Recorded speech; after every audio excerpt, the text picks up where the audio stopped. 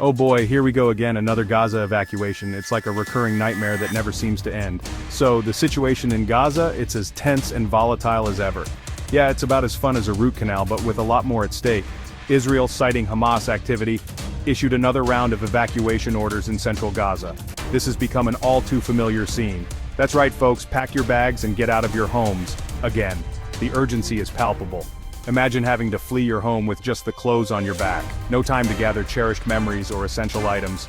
Now imagine doing that every few years. The cycle of displacement seems never-ending. That's life in Gaza, a constant state of uncertainty and fear. Thousands of Palestinians are on the move, searching for safety. Families torn apart, children bewildered.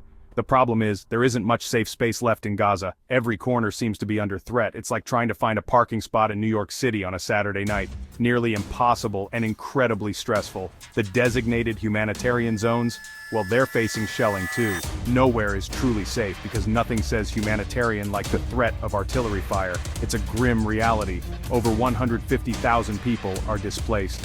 Hospitals are overflowing with the injured and sick. Basic supplies are running low, medical staff are overwhelmed, and resources are scarce.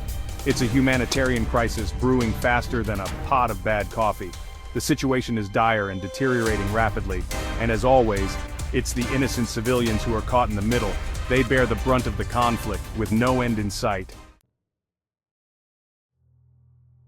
The Israeli military insists they're targeting Hamas infrastructure, aiming to dismantle their operations and weaken their hold. Which is a bit like saying you're only going to eat the frosting off the cake, leaving the rest untouched. Sure, you technically can, but you're still making a mess of things, and it's not as simple as it sounds. International law experts are like, hello? You're still responsible for protecting civilians? It's not just about hitting the right targets. It's like the don't shoot the messenger rule, but with less yelling and more international tribunals, where accountability is key. The UN reports that almost 84% of Gaza is now under evacuation orders, displacing thousands of families.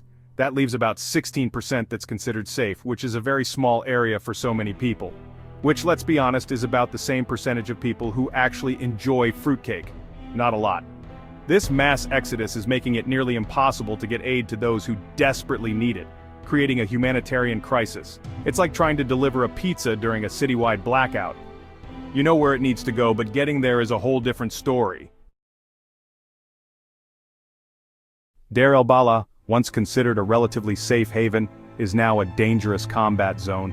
The streets that were once filled with the laughter of children and the hustle of daily life are now eerily silent, punctuated only by the sounds of conflict. That's like going from valedictorian to getting voted most likely to end up on a reality show. The shift is jarring, almost surreal, and leaves everyone in a state of disbelief. The UNRWA, the UN agency that assists Palestinian refugees, is basically throwing its hands up in the air, saying, "We can't even with this anymore." Their resources are stretched thin, and the situation is spiraling out of control. Imagine this. You're told to evacuate your home and head to a safe zone. The urgency in the air is palpable, and you can feel the weight of the decision pressing down on you. You pack up your family, whatever belongings you can carry, and make the trek. The journey is long and arduous, filled with uncertainty and fear. You finally reach the safe zone, catch your breath and think, okay, maybe we're safe now. The relief is almost tangible, a brief moment of respite in the chaos. Then, boom! New evacuation orders.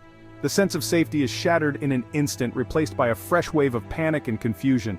It's enough to make you want to scream into the void.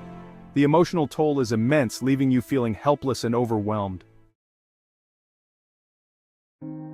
Section 4. Healthcare in Gaza, like playing Operation, but with real lives. The healthcare system in Gaza? Let's just say it's had better days. It's so overwhelmed right now, it makes a clown car look spacious. Hospitals are running out of beds, medicine, and medical personnel. It's like trying to perform open-heart surgery with a rusty spoon and a prayer. Over 40,000 people have been killed, and over 93,000 injured. Those are not just numbers, folks. Those are mothers, fathers, sons, daughters, real people with real lives. And the saddest part, it's a story that's been told too many times before. Section 5. International response. Everyone's concerned, but nobody's doing much. The international community is deeply concerned, which in diplomatic terms translates to, we're aware of the situation, but we're not sure what, if anything, we're going to do about it. The US, always the supportive friend, is urging Israel to, maybe try not to kill so many civilians. Meanwhile, the bombs keep dropping, the death toll keeps rising, and the cycle of violence continues. It's like watching a really depressing movie on repeat. Someone get me the remote, please. Section 6, ceasefire negotiations. Will they, won't they? It's like a soap opera. Ceasefire talks are ongoing in Cairo, which is a bit like trying to have a rational conversation in the middle of a hurricane. There's a lot of shouting, finger-pointing, and dramatic pronouncements. Will they reach a deal, won't they? Stay tuned, folks, because this is one cliffhanger you won't want to miss. Of course, even if they do manage to hammer out a ceasefire, it's only a matter of time before the whole cycle starts all over again. It's like a broken record, only instead of annoying music, it's the sound of bombs and gunfire. Section 7. The future of Gaza bleak, unless something changes drastically. So what's the solution to this seemingly intractable conflict? If I had the answer, I'd be sipping margaritas on a beach somewhere, not writing this essay. But one thing's for sure, something has to change. The status quo is unacceptable. The people of Gaza deserve better. The world deserves better. Until then, we're left with the same old story: violence, displacement, suffering. It's a tragedy on repeat, and frankly, I'm tired of watching it. Tired of